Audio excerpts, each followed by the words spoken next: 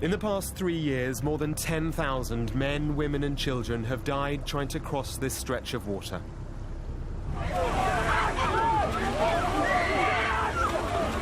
Migrants. People. Each one had a story, a hope, a dream. Over just 6 days, we'll witness the intensity of the rescue attempts, the helplessness of the migrants, and the hopelessness of the effort to end the crisis. Keep breathing, come on, come on.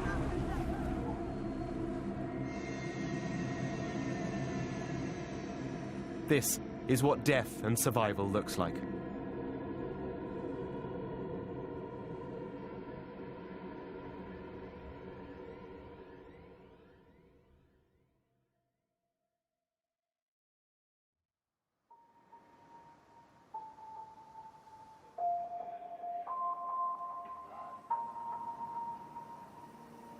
As a journalist, I've reported on almost every aspect of this continent's migration crisis. Everything except the most dangerous part of the migrants' journey, the sea crossing, where thousands are saved and thousands die. There is a calmness to our early morning departure. The sea is flat and the air warm. There is apprehension and there's adrenaline. We're traveling with rescuers, medics and sailors. On board the Topaz Responder, a floating ambulance. They know their roles and they know the challenges too. But the next 6 days will be among the hardest they've experienced. Vessel comes in, or the vessels make like this, they can... you get a crush injury? This, not to happen again. That is the most important. And we'll be with them through it all, as observers who become participants. We can work around what you advise. And then we can work around too.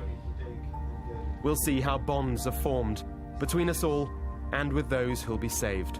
If we did have a case like that, we come alongside and the stretcher could actually be taken from the foredeck or the aft. Because in the end, this team of professionals are just people saving other people. Malta is the ship's base. From here, we're heading south towards Libya. It's from this war-torn country that so many thousands leave looking for a better life in Europe. Smugglers bring the migrants together on the beaches of towns dotted along the coastline. But few of them are actually from Libya. The 300,000 who've made this journey in 2016 are from all over Africa, the Middle East and beyond. They've travelled to Libya because that's the gateway to Europe, and in this lawless place, no one is stopping them from coming. The sea they think they'll cross is vast. It'll take us 24 hours from Malta to the area where their boats will run into trouble.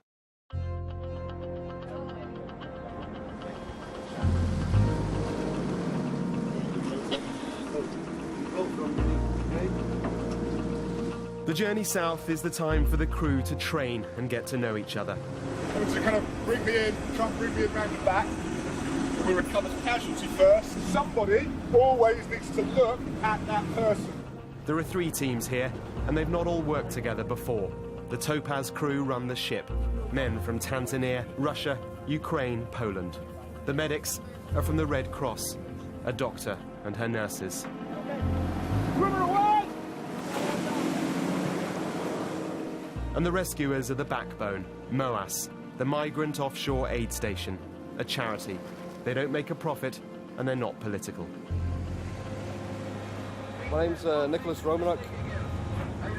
I'm the able seaman, so crew on the FRDC, and rescue swimmer. So when we have a rescue, I go on board the rescue craft, and if someone needs to board one of the migrant vessels, the on-scene coordinator can give me the green light, and I'll go on board and start stabilizing the vessel and keeping people calm.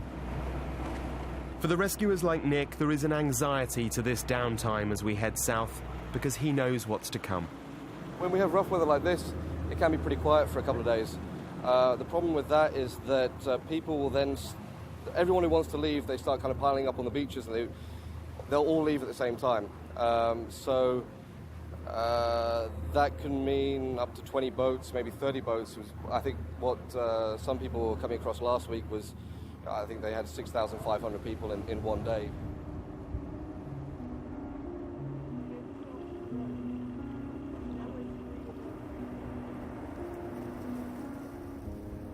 The crew have different ways of passing the time.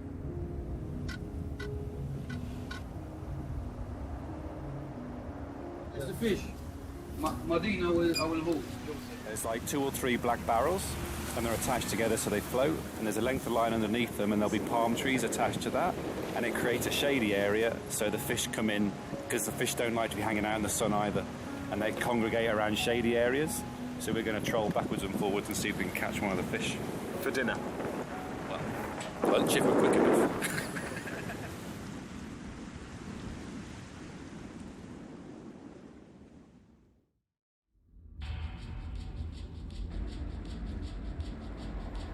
We calculate 7.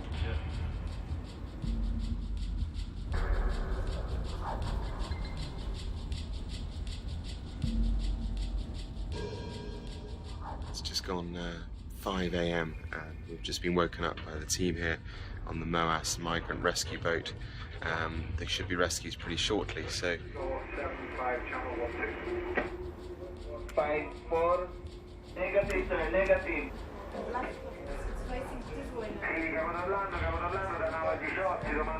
Can you tell us what's going on? Yeah, so we had a report on the radio. Italian Coast Guard or naval asset called up probably a tanker in Libyan waters who's reporting that there are some rubber boats around them. Just trying to get some more information at the moment, but we're moving west in case they've moved away from the coast, so we could help them out if they need help. It's like 2 miles to reach this area. And how far away from we are here? If they're doing 5 knots, it's 10 miles. Search and rescue team leader Marco Cauchi explains that there's a migrant dinghy 2 miles off the Libyan coast. That's well inside dangerous Libyan waters. But the smugglers will only have provided the migrants with limited fuel for an overcrowded, poor quality dinghy, and so a rescue will have to come. Coordination is by radio from the Italian authorities in Rome. It's time to move.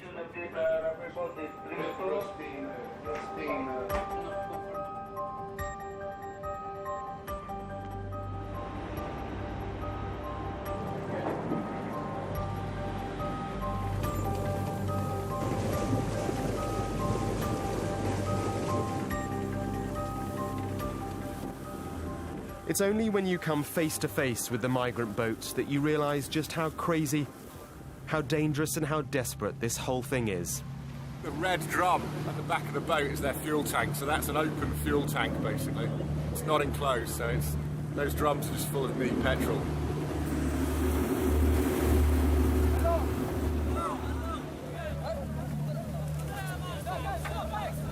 The boat is packed, and the challenge for the team is massive.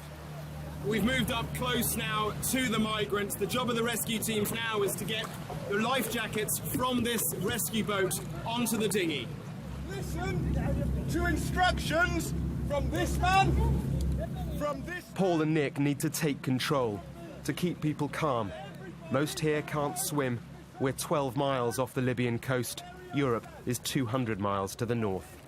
They must stay seated until the main rescue vessel can be brought alongside.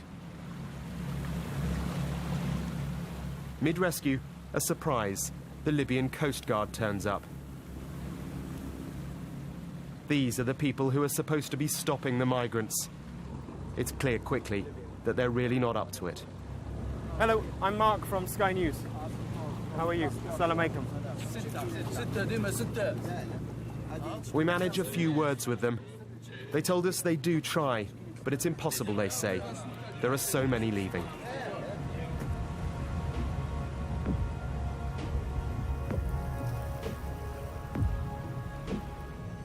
This is what a good rescue looks like. No one died, no one was injured. Please stay seated. We will make line by line, okay? Okay, tamam?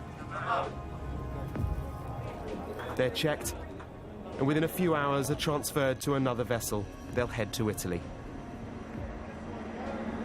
We're going to take care of you slowly, but you must sit down and wait. But here's the uncomfortable reality. Where are you from? Morocco. Morocco. And you, Morocco? Yes. Where are you from? Pakistan. Pakistan. Pakistan. Huh? Pakistan. Pakistan. Libya. Libya. Morocco. Morocco. My nationality is Moroccan. I'm from Libya. Is working.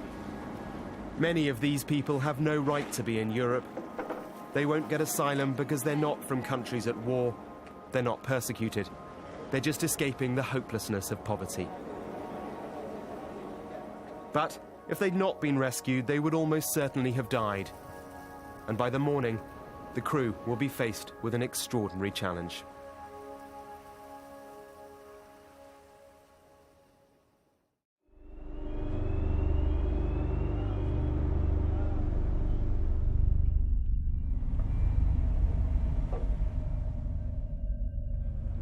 It's just hours since yesterday's rescue. They're out again. The crew of the Topaz Responder have trained for this. But in the darkness out here, everything is so much harder. So much can go wrong. My concern is if the rubber dinghy has been out since yesterday, the whole day, they might be severely dehydrated because they usually live without water. So we might see severe medical conditions out there.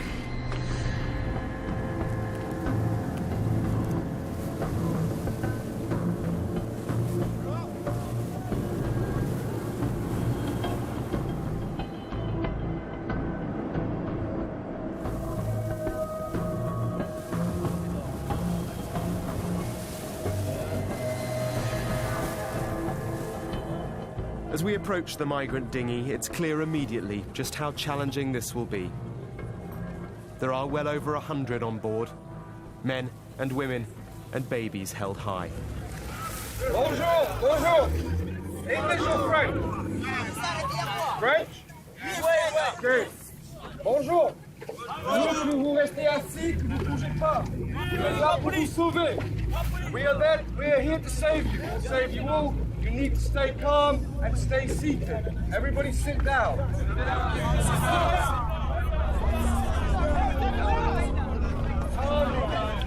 Everybody, calm down. Stop talking.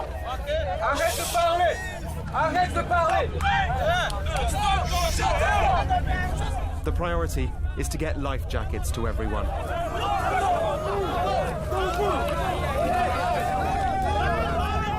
But as the first few are thrown, they all reach to snatch them.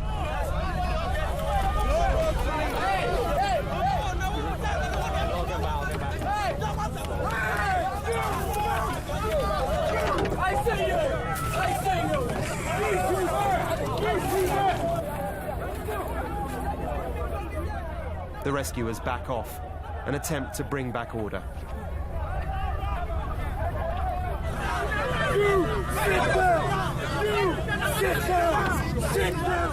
Crowd control. At sea, at night, with people who can't swim and who are terrified. This is almost impossible. Well, the massive challenge for the team here is trying to ensure that everyone stays seated. If too many people get up on that flimsy boat, it'll turn over, they'll all be in the water, and few of them can swim. So after a very tense few moments, Nick has managed to get himself onto the dinghy. He reckons it's going to be easier to calm the migrants down if he's on there himself. Now they can resume the delivery of the life jackets.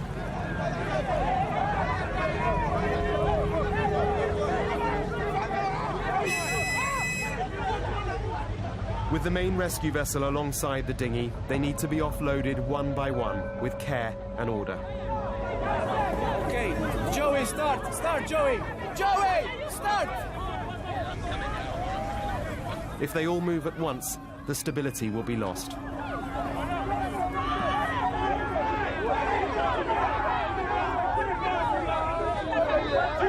The first few are brought off safely, the babies. Do something!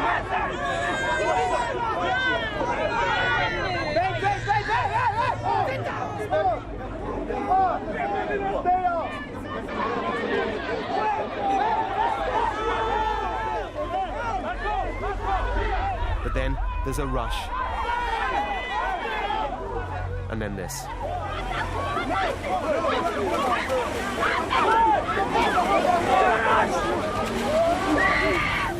In the water are gallons of fuel from the dinghy, and they're swallowing it.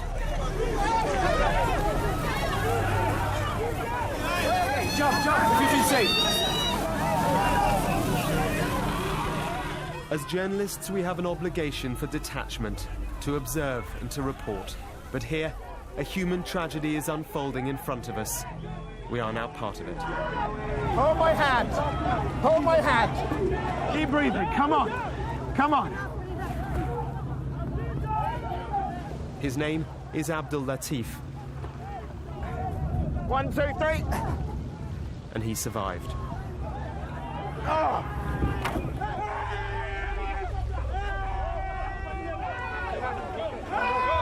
Please, let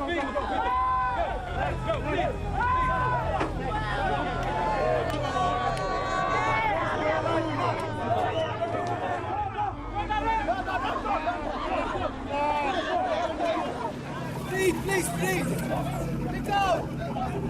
Help me. In the chaos, it takes us all a few moments to realise that rescuer Paul Chamberlain is in trouble. Paul! Paul! Paul, give me your hand! Paul! Paul! Paul!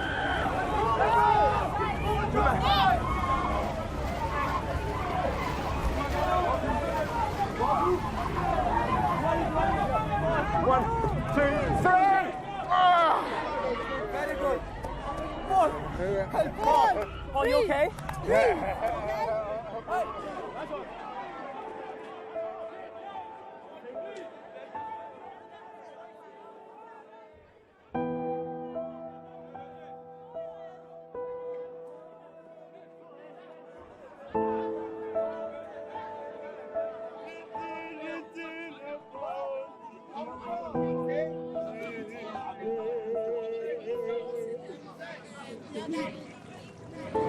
Are you all right? Yeah.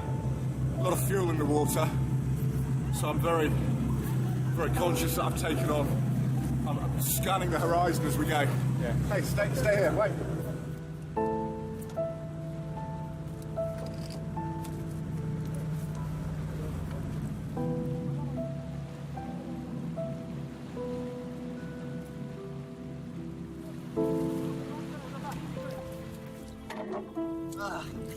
Give me a rope. Well, they thought the rescue was done, and then out in the water spotted more life jackets. It really has turned into the nightmare now. At least one person is dead, perhaps more.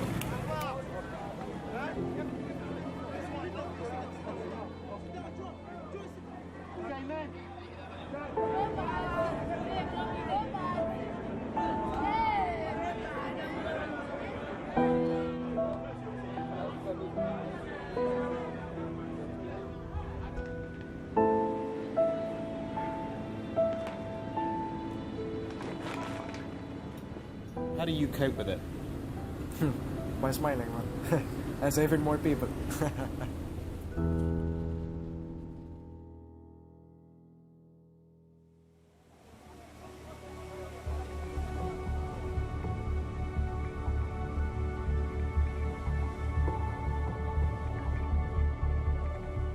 Seven people were lost yesterday. 134 were saved. And that's what the crew must now focus on. They are exhausted. They're cold and wet, but alive. Some only just. There's not much I can do for her at the moment, just to observe her.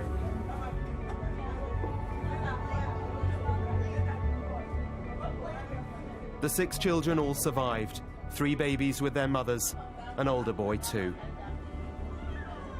But the other 2, brothers, have lost their parents. For now, remarkably, they seem oblivious. There are some here who are refugees. Where are your parents? My parents, I don't know where they are. No, my mom is in the camps in Ethiopia, and my dad, I don't hear about him. like Queeth, who wants to finish his education away from South Sudan's war. What is your Commerce. subject? Commerce. Commerce. Yes. But most here are not refugees. They are just escaping that hopelessness of poverty. I'm going to Europe to look for something, work and get some money, I become a good citizenship there so that I can be able to rescue my family, because in Nigeria the economy is not really helping us at all. They just want a better future, and with such simple ambitions. My plan is that I want to continue my work again in Italy. I want to go and learn how to sew again, better than the one I am before. That is why I left Nigeria. How strong must that desire be to put themselves through what we've now seen?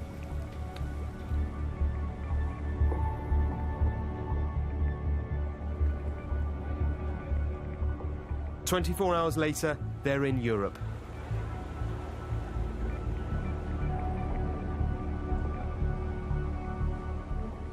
Lives saved and bonds made. But their journey, their recovery, is far from over. Some will get asylum, some will be sent home. Many will disappear into an illegal limbo. Europe's ability to deal with such an extraordinary movement of people is failing terribly. But those who choose to save lives won't stop. If people could see the reality, could actually be out here, I think if they saw the reality of the human side of it, the human suffering, then they would they'd jump in and help out as well, for sure, regardless of what they think sitting at home now.